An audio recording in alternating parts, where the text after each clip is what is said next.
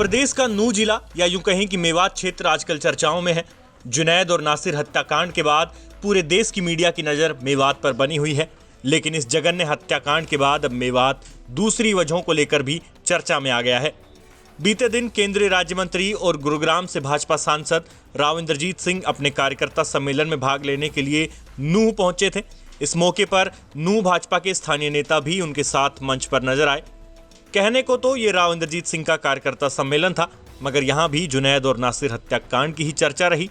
हर कोई ये जानना चाहता था कि इलाके के सांसद का इस पूरी घटना पर क्या कहना है, क्योंकि राव इंद्रजीत सिंह की गुरुग्राम या मेवात में इस तरह की घटनाओं पर कभी कोई प्रतिक्रिया देखने को नहीं मिली थी, जबकि ये पूरा क्षेत्र उनकी लोकसभा का हिस्सा है। जाहिर है ऐसे में राव इंद्रजीत सिंह को नूंह पहुंचकर इस घटना पर अपना स्टैंड क्लियर करना ही था। और जब मीडिया ने उनसे जुनैद और नासिर हत्याकांड पर सवाल किया तो उन्होंने साफ शब्दों में जवाब भी दिया। राव इंद्रजीत सिंह ने इस जघन्य हत्याकांड की निंदा की और कहा कि दोषियों को बख्शा नहीं जाएगा।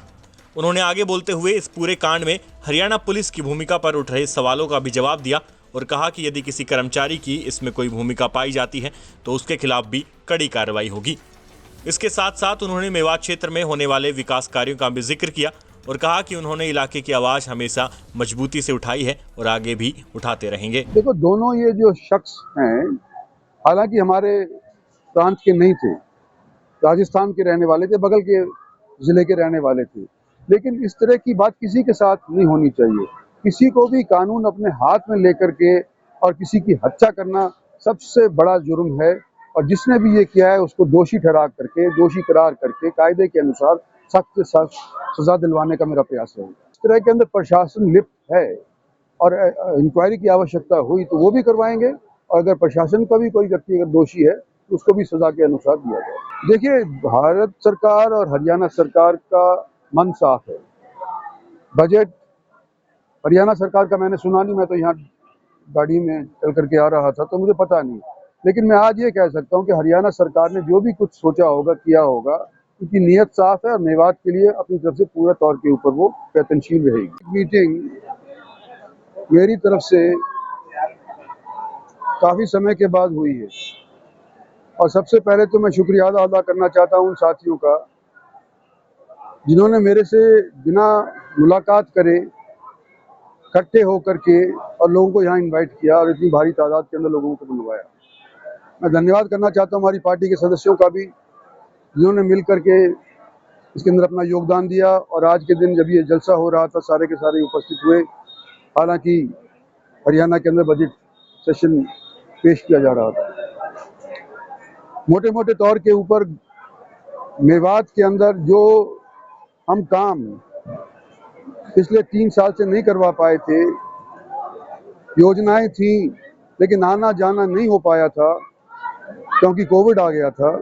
हम चाहते हैं कि ये 1.5 बरस जो बचा है इसके अंदर वो सारे वायदे और वो सारी चीज़ें जिसकी वजह से हमारी दूरी हो गई थी उनको नज़रअंदाज करते हुए इन 1.5 साल के अंदर सभी चीज़ों को मुकम्मल किया जाए।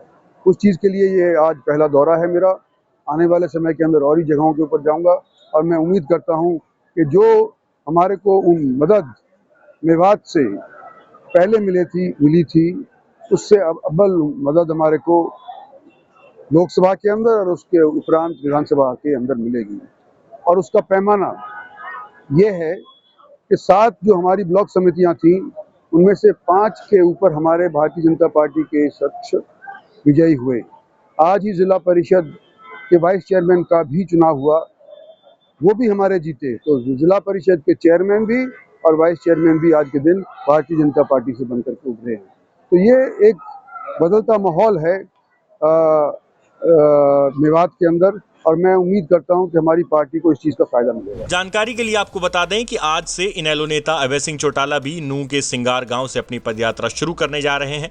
ऐसे में प्रदेश का ये क्षेत्र आने वाले दिनों में चर्चा में बना रहेगा, लेकिन इन सब का मेवातियों को कितना फायदा होगा, उनका विकास होगा या नहीं, ये सबसे अहम चीज रहेगी। और हम लगातार मेवात क्षेत्र में होने वाली घटनाएं सबसे पहले आप तक पहुंचाते रहेंगे। नूंह से हरियाणा तक के लिए संजय राघव की रिपोर्ट।